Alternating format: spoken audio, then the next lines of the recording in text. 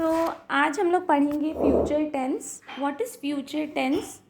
Future tense यानी आप कुछ बिलीव और थिंक करते हैं कि फ्यूचर में वो होगा. जैसे कि I believe she will join the school tomorrow, और they will go to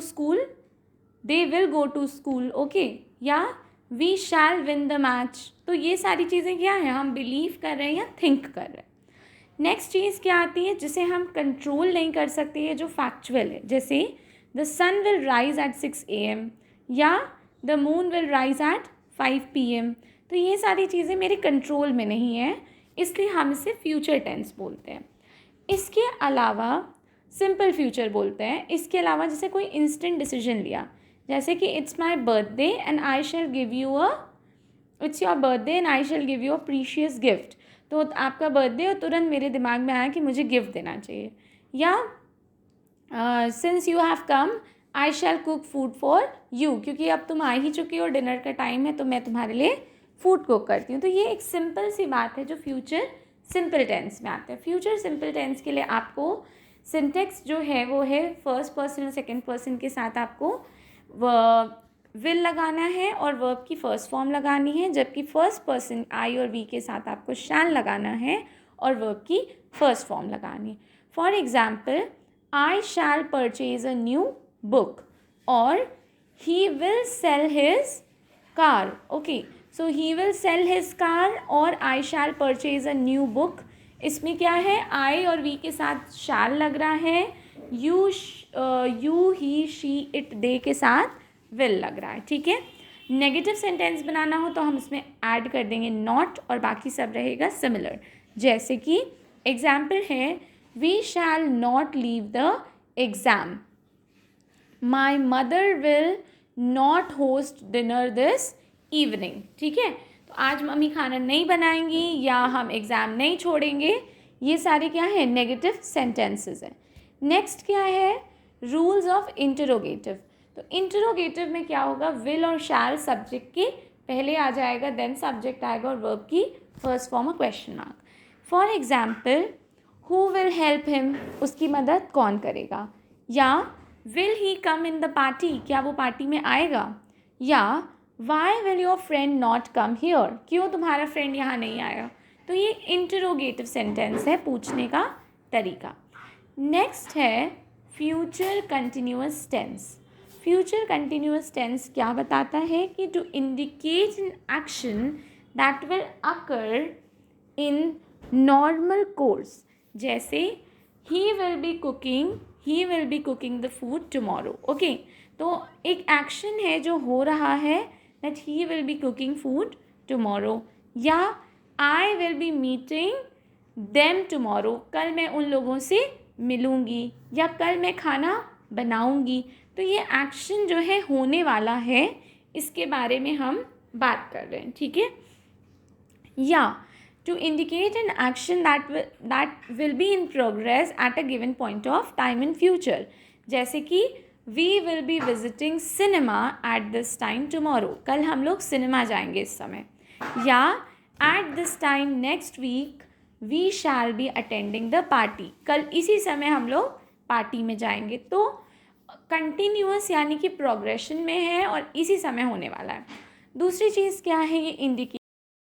future tense के एग्जाम्पल हैं कंटिन्यूअस टेंस में, she will be cooking food tomorrow, I will be meeting him tomorrow. मतलब कल हम लोग क्या करेंगे, आई will be playing with them tomorrow. ठीक है, तो फ्यूचर में हम क्या करने वाले हैं. नेक्स्ट क्या शो करता है, जो एक्शन है जो प्रोग्रेस में होने वाला है एट पॉइंट ऑफ टाइम. जैसे इस समय हम लोग कल पार्टी में रहेंगे, इस समय कल हम लोग मॉल में रहेंगे, इस समय कल हम लोग ज़ू में रहेंगे. तो we shall be visiting zoo at this time, we shall be at party at this time. Okay, so ये सारी है पार्टिंग, अटेंडिंग, विजिटिंग, कंटिन्यूअस में जो होने वाला है. ठीक है, विल बी, शैल बी. तो हम लोग will be, shall be use करेंगे और साथ में वर्ब का फर्स्ट फॉर्म और ING यूज़ करेंगे. अगर हम सेकेंड पर्सन थर्ड पर्सन की बात करें तो हम विल बी यूज़ करेंगे प्लस वर्ब का फर्स्ट फॉर्म और ING. और अगर हम फर्स्ट पर्सन की बात करें तो आई और वी के साथ शैल भी यूज़ करेंगे और वर्ब का फर्स्ट फॉर्म और ING. तो आई होप ये इतना समझ में आया होगा. नेक्स्ट हम आगे बढ़ते हैं. एग्जाम्पल है, I shall be teaching my students.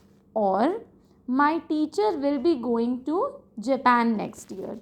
अच्छा, तो अलग अलग तरह से हम इसे लिख सकते हैं, पर अगर सेकंड थर्ड फॉर्म है तो विल भी होगा, और first form verb first person है तो शैल भी होगा, वर्ब का फर्स्ट फॉर्म और आईएनजी।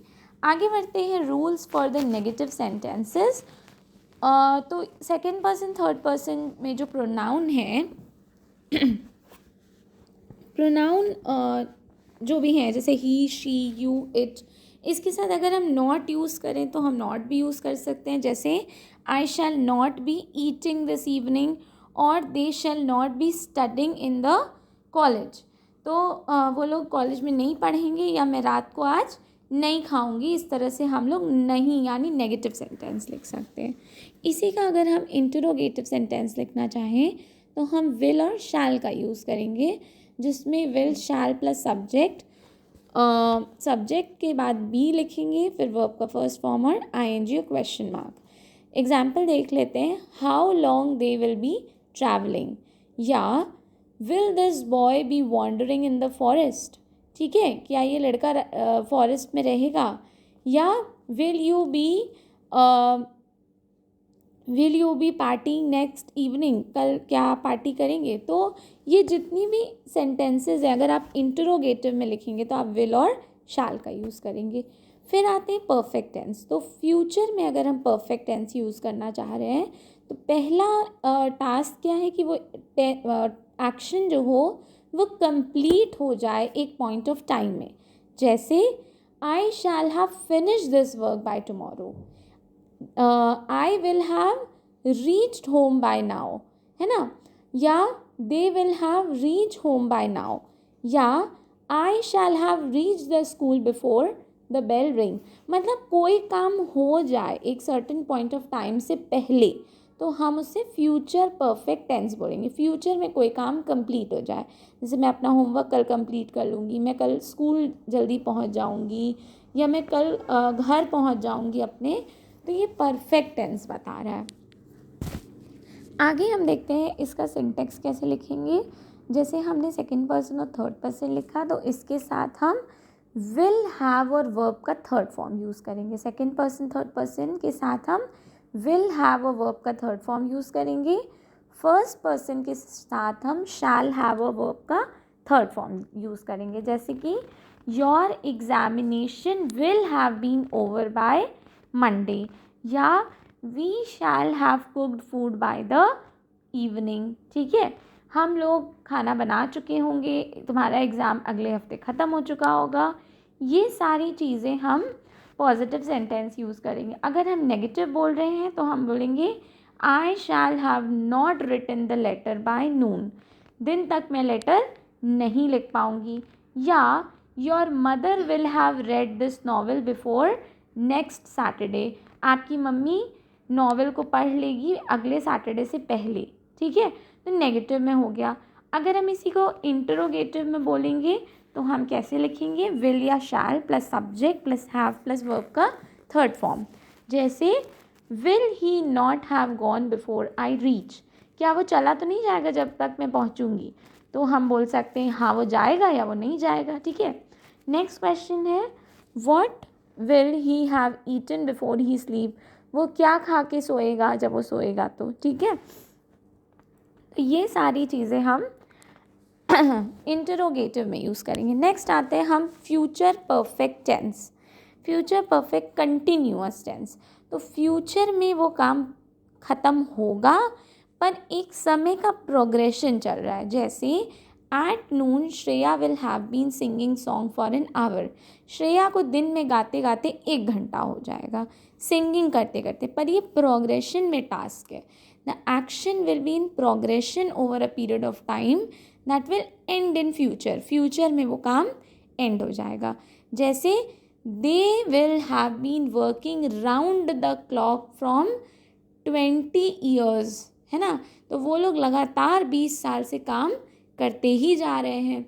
ठीक है, तो काम करते जा रहे हैं, ये काम कंप्लीट पे है, और कितने साल से, तो 20 साल से। ठीक है, तो प्रोग्रेशन में है पर एक एंड होगा उसका। ठीक, और एग्जाम्पल देख लेते हैं। जैसे by next May we will have been leaving for USA, अगले मई तक हम USA चले जाएंगे। तो ये काम कंप्लीट हो जाएगा पर एक समय के बाद। तो लीविंग, तो ये प्रोग्रेशन में है। नेगेटिव में अगर हम बोलेंगे I shall not have been writing letter for an hour, मैं 1 घंटे तक लेटर नहीं लिखूंगी, है ना। अगर इसी का इंटरोगेटिव बनाना है तो हम will, shall plus subject, have been और वर्ब का फर्स्ट फॉर्म ING, सिंस और फॉर लिख देंगे। तो सिंस और फॉर में एक चीज़ देखने वाली है, सिंस जो है वो पॉइंट ऑफ टाइम के लिए होता है और फॉर जो है वो ड्यूरेशन ऑफ टाइम के लिए होता है। जैसे सिंस 7 o'clock या फॉर 7 years, है ना, 7 साल के लिए या 7 बजे से। तो सिंस जो है वो पॉइंट ऑफ टाइम है और फॉर जो है वो ड्यूरेशन ऑफ टाइम है। तो एग्जाम्पल हम इंटरोगेटिव का एक देख लेते हैं। Will she have been playing for some time, या why will you have not been going to college since 7 o'clock, तुम 7 बजे से स्कूल क्यों नहीं गए, या क्या वो इस समय तक खेल रही होगी। ठीक है, तो इस तरह से हम लोग फ्यूचर परफेक्ट कंटिन्यूअस टेंस पढ़ते हैं। I hope you like it. Thank you. If you like this video, please subscribe to the channel Amplify Studying. Thank you.